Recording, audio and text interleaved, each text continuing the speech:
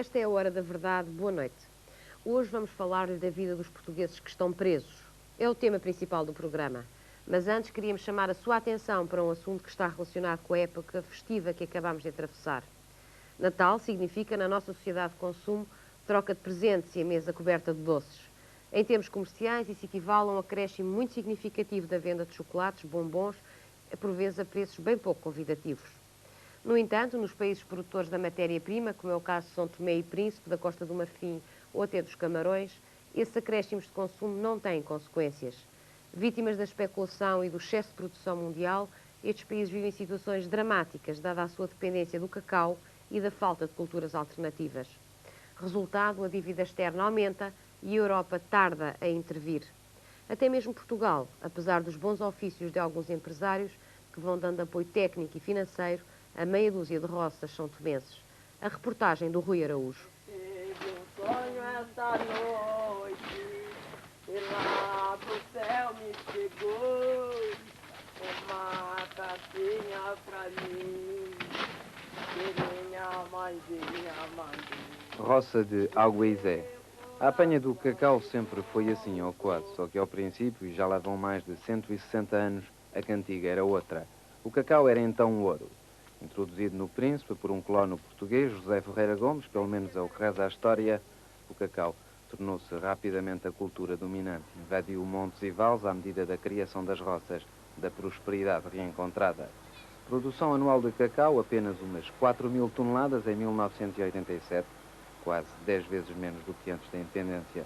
Mas 4.000 toneladas que representam, apesar de tudo, 90% das exportações da República Democrática de São Tomé e Príncipe. Em menos de 3 anos, a cotação do cacau baixou de quase 2/3. Os especuladores que quebram os preços dão pelo nome de Nestlé, Cadbury, Jacobs, Mars, Rounch e pelo menos estes, é o que afirmam alguns responsáveis africanos, e com alguma razão. Nas bolsas de Paris, Londres e Chicago, as transações financeiras relativamente ao cacau representam trocas 14 vezes superiores ao seu volume físico. As cotações são sem apelo nem agravo. Um quilo de cacau vale hoje uns 200 escudos, quando custa ao produtor quase o dobro.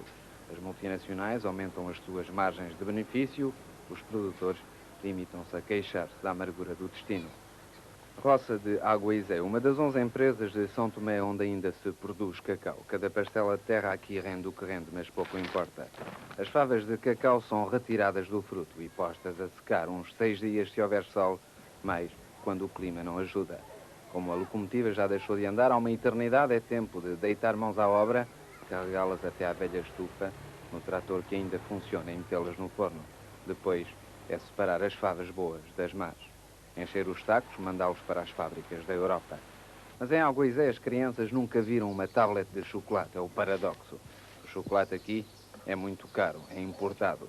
E as prioridades são outras, sempre foram outras, com ou sem especuladoras.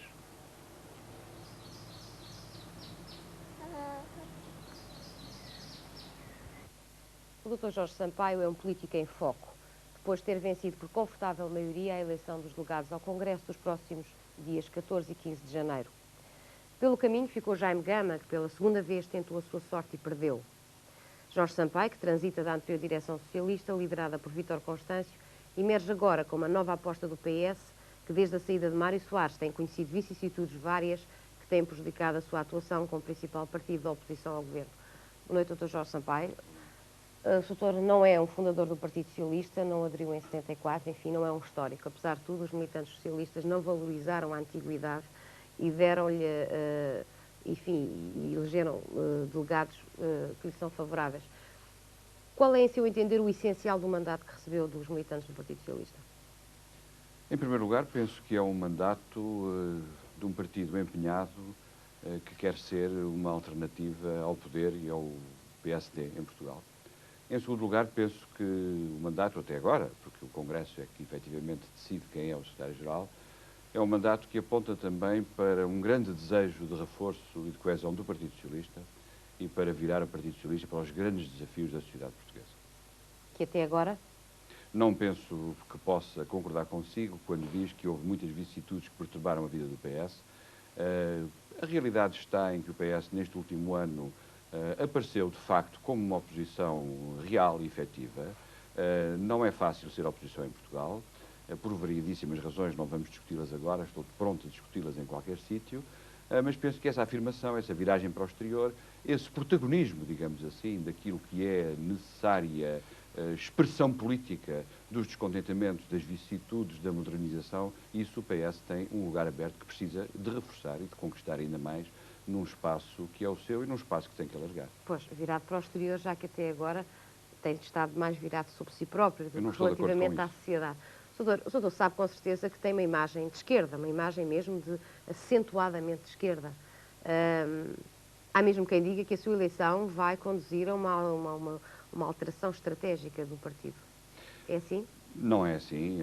Eu penso que tenho uma imagem de um socialista moderno. O Partido Socialista é um partido de esquerda democrática.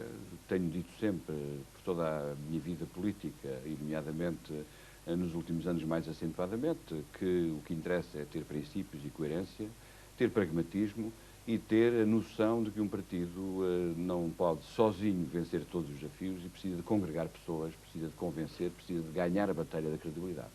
Isso em Portugal significa soluções concretas para os problemas e significa, sobretudo, outra coisa, coerência. O Partido Socialista, como eu digo, é um partido de esquerda democrática. O Jorge Sampaio é um homem do Partido Socialista. Sabe, inclusive, é que dizem que o seu discurso lembra um pouco os anos 60 e que tem pouco a ver com os desafios e até os novos arranjos dos anos 80. Eu penso que isso é um clichê que tem vindo, ou felizmente que foi desmentido pela prática das coisas.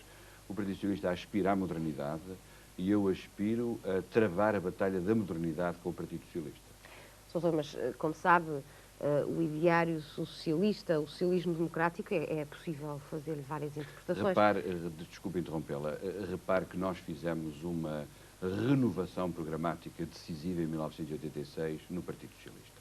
Essa renovação programática foi, como eu digo, sempre sufragada por unanimidade no Congresso deste ano. Estamos todos nessa plataforma. Pode haver leituras com maior ou menor aceleração, mas essa plataforma é uma plataforma englobante. O socialismo democrático é hoje um conjunto de valores essenciais para uma modernização solidária da sociedade portuguesa e para aquilo que é uma aposta na construção europeia nessa mesma perspectiva. Pois, é o tal património comum, que é comum até inclusive é mais do que um partido, mas que depois pode ter uma expressão e uma leitura diferente. Pergunto-lhe, simpatiza com a ideia ou com a imagem que tinha o Partido Socialista do Dr. Mário Soares, que era basicamente, enfim, um partido social-democrata, ou é mais, enfim, agrada-lhe mais a ideia de um Partido Socialista mais firmemente, menos social-democrata e mais firmemente socialista na sua atuação? Bem, aqui há uma certa confusão, porque quando se fala em partidos sociais-democratas, em Portugal pode estar a pensar que estamos a falar no PSD, que eu considero que é um partido conservador-liberal. Nós pertencemos a uma grande família europeia de partidos sociais-democratas e de partidos socialistas e, portanto, não me parece que essa distinção tenha algum sentido a ver com a prática política. A prática política que exige do Partido Socialista neste momento é uma grande clareza quanto à expressão política das grandes ansiedades da sociedade portuguesa e, sobretudo, na batalha pela igualdade de oportunidades. E isso, de facto, faz parte, é intrínseco ao ideário fundamental de um Partido Socialista, que aqui se chama socialista, que na Alemanha se chama social-democrata, que na Suécia se chama social-democrata, etc, etc. E, portanto, eu estou, digamos assim, nessa corrente larga de movimento de ideias que se renova constantemente, que procura corresponder aos desafios que neste final de século se põem a todas as nações, nomeadamente em torno da construção europeia, em que obviamente estamos apostados, mas uma construção europeia que sirva os interesses da justiça e da solidariedade social e da inovação, se quiser, daquilo que é uma nova filosofia da individualidade. E nesse sentido, sim senhor, não tenha receio, não fiquei preso àquilo que foi a Batalha Democrática de 1960, estou nas batalhas do final do século.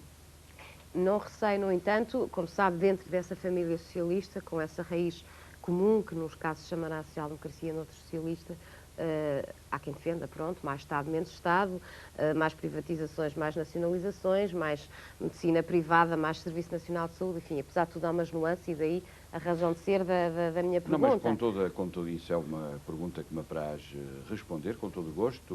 Não se trata apenas de discutir mais ou menos Estado. O fundamental em Portugal penso que é, como muita gente tem dito, e eu subscrevo, melhor Estado. Qual Estado? Não é o Estado da burocracia, o Estado que aniquila o cotidiano das pessoas, mas é o Estado como intervenção reguladora na dinamização económica nacional. É, com certeza, dadas as características portuguesas, de precariedade dos cuidados de saúde, precariedade de acesso à justiça, precariedade da habitação, um Estado que fomenta, que, no fundo, intervenha no sentido de potenciar a batalha pela igualdade de oportunidades. Isso é indispensável em Portugal. Melhor, menos, no mau sentido da expressão, com certeza. E quando for consagrado secretário-geral do Partido Socialista, o Sr. O Congresso decidirá. Quando e se o Sr. Pensa vir a entender-se com o Dr. Álvaro Cunhal na oposição ao governo do professor Cavaco Silva? Eu penso que a oposição do Partido Socialista é uma oposição clara, é a oposição do Partido Socialista, sempre o tenho dito. Nós dirigimos aos eleitorados, não penso que esse entendimento seja possível.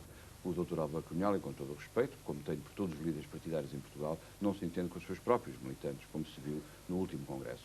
O nosso diálogo não é um diálogo que tenha em vista uma coligação de qualquer tipo, é um diálogo com o eleitorado, é um diálogo por valores, é um diálogo que possa fazer do Partido Socialista consolidar aquilo que é já hoje uma expectativa real, perante tanto descontentamento, uma real alternativa ao PSD e ao Governo. Esse é o propósito do Partido Socialista. Construindo essa alternativa sozinhos?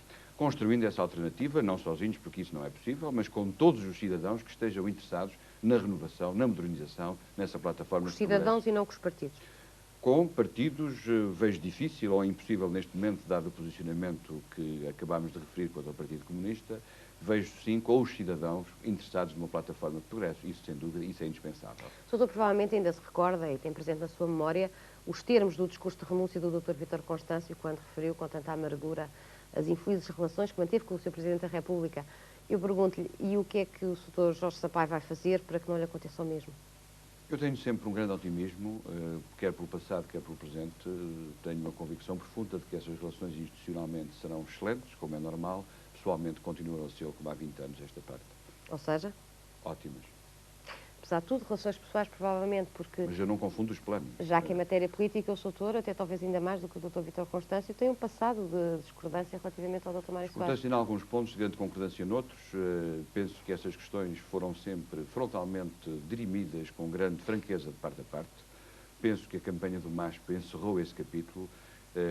No fundo, olho para essa questão com a maior normalidade, com o maior otimismo. Há algo que vá pretender evitar?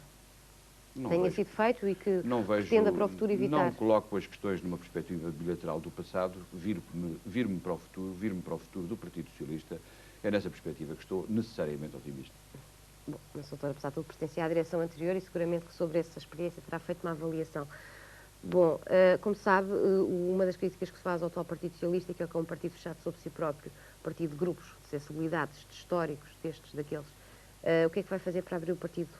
Repare que o partido está a caminho de ganhar uma batalha importante de abertura ao exterior, que tem que solidificar, quer na sua reforma estatutária, quer na capacidade de exprimir os anseios que há diversificados por todo o país, de vários grupos especiais, de toda a sorte de pessoas, de grupos que estão, no fundo, profundamente decepcionadas com esta governação.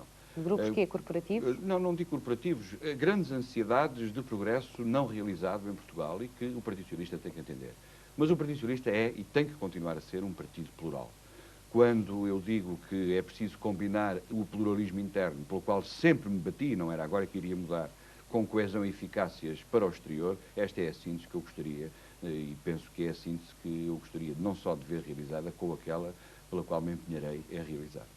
O senhor não respondeu à minha pergunta, não disse como é que vai abrir o partido. É muito simples, é dar vazão, dar continuidade, solidificar aquilo que são as atividades diversificadas das várias frentes, digamos assim, de batalha do Partido Socialista, ao nível das comissões políticas conselheiras, da tendência sindical socialista, de tudo aquilo que são secções de ação setorial, relacionando com grupos, com a cultura, com tudo aquilo que mexe na sociedade portuguesa. Portanto, criar condições internas para receber... E externas. Porquê? Porque muito disso não tem expressão política. O Partido Socialista não pode ser o partido dos interesses, digamos, corporativos, para utilizar a sua expressão. O que tem que dar é expressão política global a uma alternativa na sociedade portuguesa. Isso implica diálogo, implica confrontos, com certeza, muitas vezes, mas o que implica é a riqueza, que pode ser convenções, pode ser um conjunto vasto de realizações que, passo a passo, irão sendo feitas. O desejo, o objetivo é o da abertura porque é preciso dar expressão política a numerosas preocupações existentes na sociedade portuguesa e é preciso dar expressão política àquilo que nós pensamos ser e termos, que é uma alternativa global, uma diferente forma de governar o país. Sr. Jorge Sampaio, muito obrigada por ter vindo.